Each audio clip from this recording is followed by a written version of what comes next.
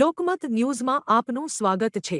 વડોદરા શહેરમાં ઉનાળાની શરૂઆત સાથે પાણીનો પ્રશ્ન ગંભીર બન્યો છે। મેયરના જ વોર્ડ નંબર 4ના ખોડિયાર નગર વિસ્તારમાં પાણીની તંગી અને ખારા પાણીની સમસ્યાને લઈને રહીશો રોષે ભરાયા છે। ઓમકારા પ્લેનેટ સ્કીમના રહેવાસીઓએ આજે પૂર્વ ઝોનના કાર્યપાલક ઇજનેરની કચેરી ખાતે મોરચો માંડી ઉગ્ર રજૂઆત કરી હતી। મહિલાઓએ આક્ષેપ કર્યો કે છેલ્લા 1.5 થી 2 વર્ષથી યોગ્ય પાણી પુરવઠો મળતો નથી અને હાલ આશરે 4000 ધરાવતું ખારું પાણી આવી રહ્યું છે, જેના કારણે સ્કિન પ્રોબ્લેમ, વાળ ખરવા અને પથરી જેવી સમસ્યાઓ વધી રહી છે। રહીશોનો આક્ષેપ છે કે અલગ અલગ કચેરીઓમાં ધક્કા ખવડાવવામાં આવે છે અને કોઈ કાયમી ઉકેલ લાવવામાં આવ્યો નથી। આવનારી ચૂંટણીમાં બહિષ્કાર કરવાની ચીમકી પણ ઉચ્ચારવામાં આવી છે। તંત્ર દ્વારા હાલ પાણી પુરવઠા વિભાગ સાથે સંકલન કરી કાર્યવાહી કરવાની વાત કરવામાં આવી છે। હવે કાયમી ઉકેલ ક્યારે આવે છે તે જોવાનું રહ્યું।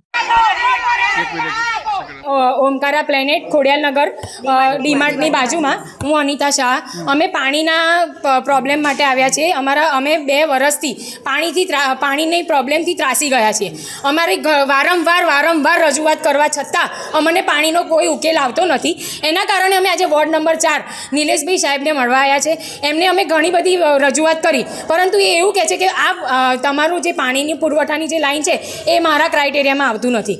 પણ અને પછી એવું કહે છે કે પાણીની લાઈન અમે એમને એવું કીધું કે 2 વખત ચાલુ કરી છતાં પાણીની લાઈન બંધ શા માટે કરવામાં આવી? ત્યારે એવું કહે છે કે આજુબાજુની સોસાયટીના રહીશોનો વિરોધ છે।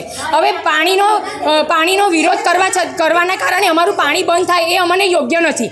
એ એમનો જવાબ અમને યોગ્ય લાગ્યો નહીં।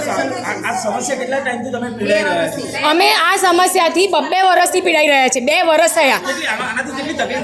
આનાથી અમને સ્કિનના પ્રોબ્લેમ છે, હેર ફોલિંગ થાય છે, ખરજવું થાય છે, બધાને પથરી થાય છે અને જે બી રોગ થાય છે એ અમારે હંમેશા માટે થઈ ગયો છે, જેની કોઈ દવા નથી થતી।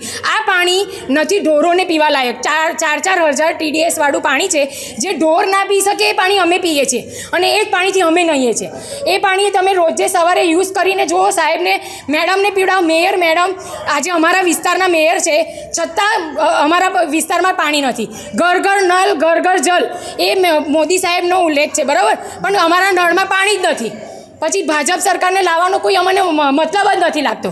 અને બીજું, ચૂંટણી આવી રહી છે તો ચૂંટણીમાં અમારા એરિયામાંથી Omkara planet, heritage, Krishna paradise બધી સોસાયટીમાંથી અમે જઈ અને બધાને કહેવાના છીએ કે કોઈ વોટિંગ કરવા માટે જાઓ નહીં।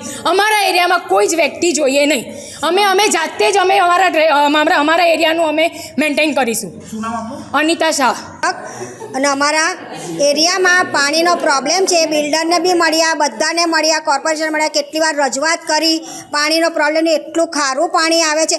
અરે અમે તો માણસ પણ છોડવાની તો પથારી ફરી કે છે। આજુબાજુમાં છોડવા રોપ્યા છે ને છોડવા પણ મરી જાય છે।